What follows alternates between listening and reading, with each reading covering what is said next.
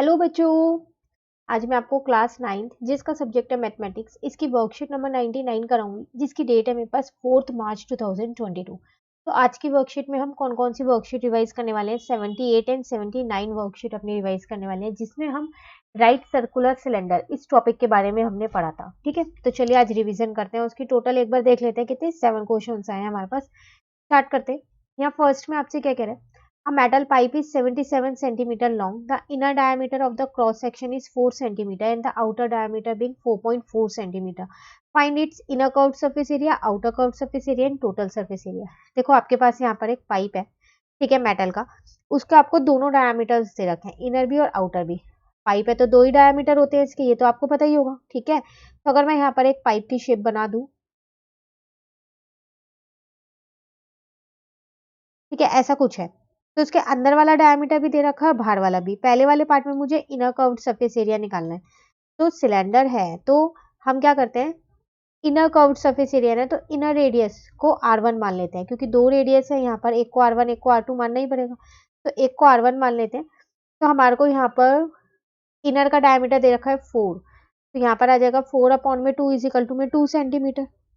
ठीक है, और हाइट हमारे को दे रखी है 77 सेंटीमीटर। तो अगर हम देखें तो कर्व्ड सरफेस एरिया फर्स्ट का कैसे निकलेगा हमारा, क्या होता है 2πRh, 2πr1h आएगा, क्योंकि हमने R1 माना है। 2 इंटू में पाई की जगह 22/7, यहाँ पर 2 आ जाएगा और इसकी जगह 77, इसको इससे कट किया 11 आ जाएगा। तो 44, 2 इंटू में 22 क्या 44 इंटू में 22, क्लियर है। तो 968 सेंटीमीटर स्क्वायर ये आपका क्या आ गया, इनर कर्व्ड सरफेस एरिया आया है फर्स्ट वाले पार्ट का आंसर। सेकंड में आउटर की बात कर रहे हैं, तो अगर हम अपना सेकंड पार्ट यहाँ पर देखें तो हम आउटर रेडियस किसको मानते हैं, R2 को मान लेते हैं। तो वो 4.4 थी आपके पास डायमीटर, तो रेडियस कितनी आ जाएगी आपके पास यहाँ पर, अगर आप अपनी रेडियस निकालोगे तो 2.2 आ जाएगी। तो अब CSA की बात करें तो होता है 2πRh, तो R2h आएगा। तो 2 इंटू में पाई की जगह 22/7, R की जगह 2.2, H आपका सेम ही है 77। यहाँ से पॉइंट हटा दो और यहाँ पर क्या करो 10 लगा दो, इसको इससे काट दो 11 आ जाएगा, इसको इससे काट दो 5 आ जाएगा। ठीक है, तो 22 इंटू में 22 अपॉन में 5 आएगा। तो जब आप इस पूरे को सॉल्व करेंगे तो आपका आंसर 1064.8 सेंटीमीटर स्क्वायर आ जाएगा। यूनिट का ध्यान रखना, स्क्वायर लगाना है दोनों में। ठीक है, नेक्स्ट पार्ट में आपसे क्या कह रहा है, TSA टोटल सरफेस एरिया निकालो। तो देखो टोटल सरफेस एरिया क्या होगा, आपका जो इनर का कर्व्ड सरफेस एरिया है, जो आउटर का कर्व्ड सरफेस एरिया है, वो दोनों मिला दो, प्लस जो आपका बेस रह गया, एरिया ऑफ बेस। यहाँ पर भी तो ऐसा कुछ होगा ना, तो वो बेस वाला जो है वो और लेना है आपको। तो TSA क्या होगा यहाँ पर हमारे पास, inner CSA plus outer CSA plus area of base. अब देखो एरिया ऑफ बेस हम यहाँ पर निकालेंगे कैसे, वो हम अलग से निकाल लेते हैं और 2 से इसको इंटू कर देते हैं। क्यों, क्योंकि यहाँ पर 2 है, ऊपर नीचे है। ठीक है, अब पहले हम एरिया ऑफ बेस ही निकाल लेते हैं यहाँ पर, उसके बाद अपना TSA निकाल देंगे। तो बड़े वाला जो सर्कल है उसका एरिया, तो एरिया ऑफ सर्कल जिसका रेडियस कितना था 2.2, बड़े वाले का यही था ना, तो विद रेडियस 2.2 सेंटीमीटर माइनस कर देते हैं एरिया ऑफ सर्कल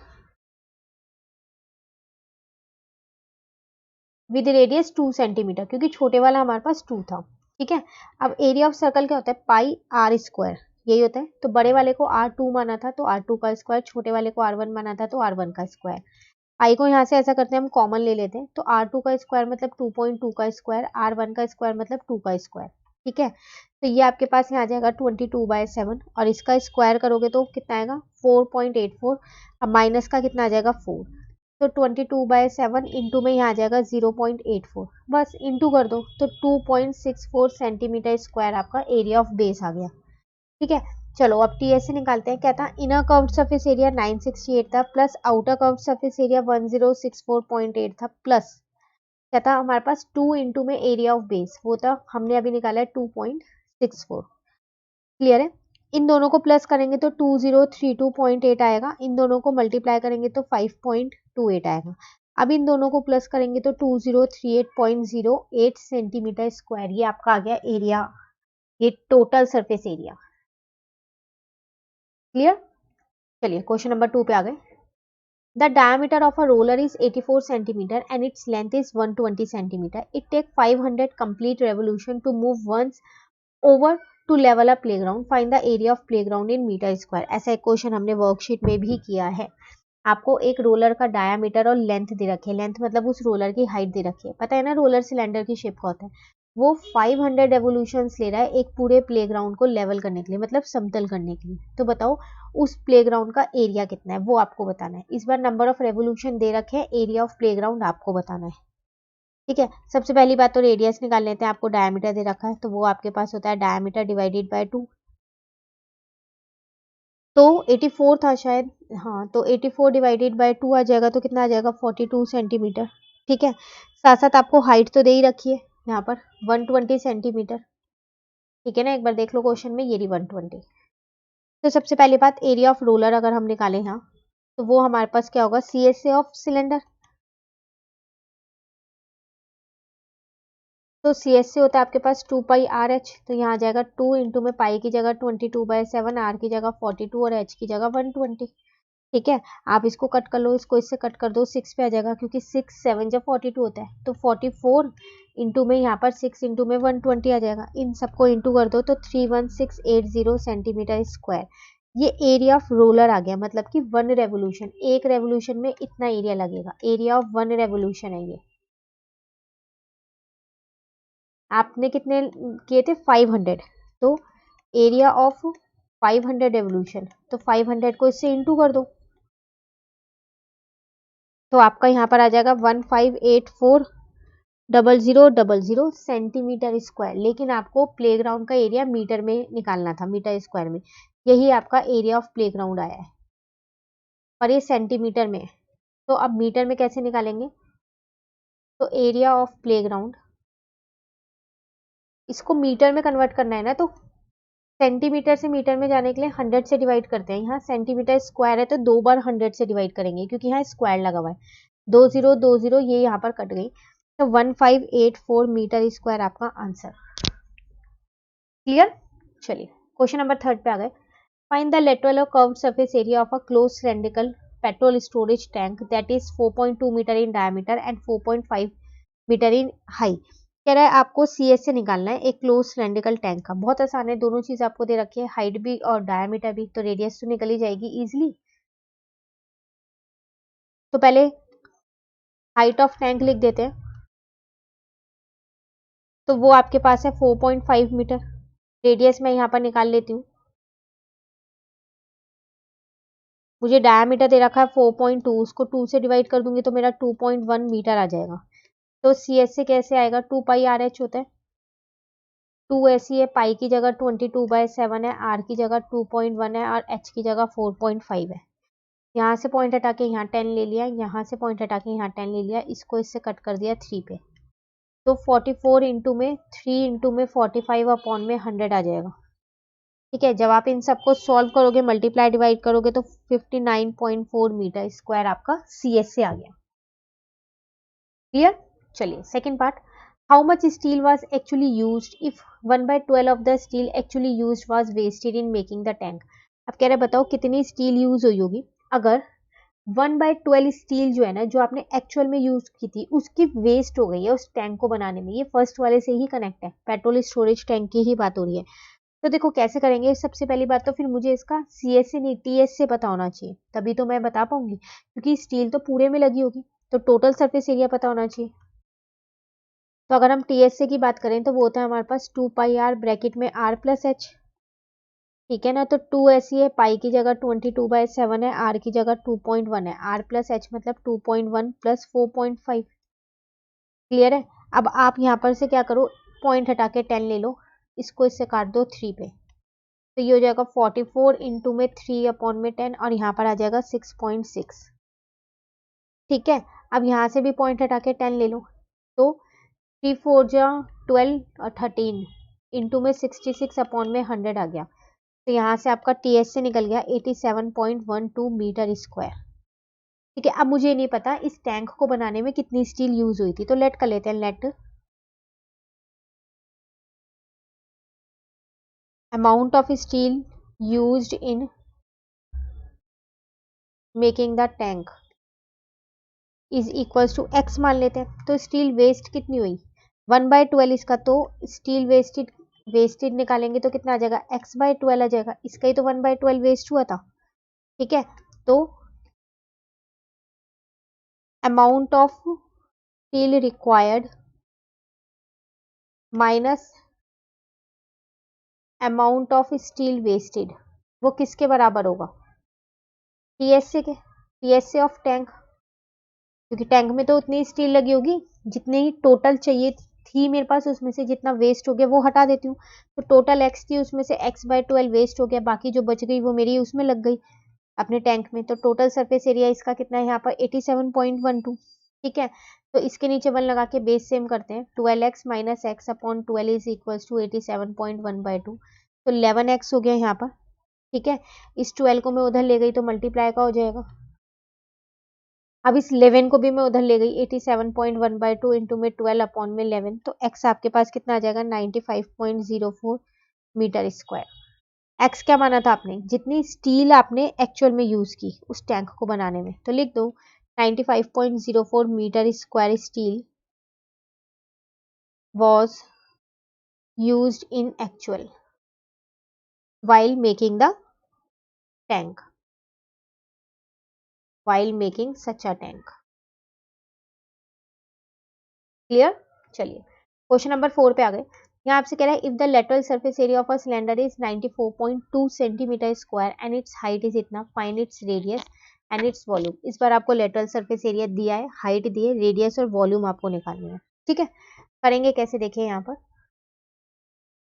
तो आपको सी एस से यहाँ पर क्वेश्चन में ऑलरेडी गिवन है 94.2 है और हाइट आपको गिवन है, हाइट है 5। तो सी एस ए का फॉर्मूला आपके पास होता है 2πRH। ठीक है, तो यहाँ 94.2 लिख दिया, 2 ऐसी है, पाई की जगह 22/7 लिया। क्वेश्चन में मेंशन है 3.14 लेना है, तो इसको ये नहीं लेंगे, फिर 3.14 ही लेंगे। आर फर्स्ट पार्ट में हमारे को निकालना है, ये फर्स्ट पार्ट कर रहे हैं हम, और एच हमारे को 5 की बने। क्लियर है, तो 94.2 ये ऐसी रहने दो, इस 2 को भी इधर ले आओ, 3.14 को भी इधर ले आओ, 5 को भी इधर ले आओ, आर यहीं छोड़ दो। ठीक है, अब आप इसको सॉल्व कर लो, यहाँ से पॉइंट हटाओ, यहाँ एक 0 लगा दो, यहाँ से पॉइंट हटाओ, यहाँ 0, तो 94200 हो गया, और यहाँ पर 100 हो गया, इंटू में 314 हो गया, इजिकल टू में आर ऐसी है। इन 2 0 से 2 0 काट दो। ठीक है, आर यहाँ पर आपके पास कितना आ जाएगा 3 सेंटीमीटर। फर्स्ट पार्ट हो गया। सेकेंड पार्ट में आपसे क्या कह रहा था, वॉल्यूम निकालनी है। तो वॉल्यूम अगर हम देखें तो वॉल्यूम का फॉर्मूला हमारे पास क्या होता है, πr²h, पाई की जगह 3.14, आर हमने अभी निकाला 3 इंटू 3, एच हमें 5 गिवन है, सबको मल्टीप्लाई कर दो, 141.3 सेंटीमीटर क्यूब आपका आंसर। क्लियर। चलिए फिफ्थ पे आ गए। यहाँ आपसे क्या कह रहा है, if cost ₹2200 to paint the inner curved surface area of a cylindrical vessel 10 metre deep, if the cost of painting is at the rate of 20 per meter square, find the inner curved surface area of the vessel, radius of the base और capacity of the vessel। देखो इस बार ना आपको क्या दिया है, total cost और per unit cost दे दिया है। एक आपने सिलेंड्रिकल वेसल को पेंट किया है अंदर से, इनर कर्व सरफेस एरिया से दिया है, ठीक है ना, उसकी हाइट भी आपको दे रखी है। आपसे पूछ रहा है कि पहले इनर कर्व सरफेस एरिया बता दो, फिर रेडियस बता दो, और फिर कैपेसिटी मतलब वॉल्यूम बता दो। तो आपको यहाँ पर कॉस्ट दे रखी है, आप उससे बता सकते हो। कैसे, जो कॉस्ट ऑफ पेंटिंग होती है मेरी, वो किसके बराबर होती है, इनर सी एस से मल्टीप्लाई रेट ऑफ पेंटिंग। ठीक है, तो ये 2200 है। अब इनर कर्व्ड सरफेस एरिया तो मुझे पता ही नहीं, वो तो मुझको निकालना ही है।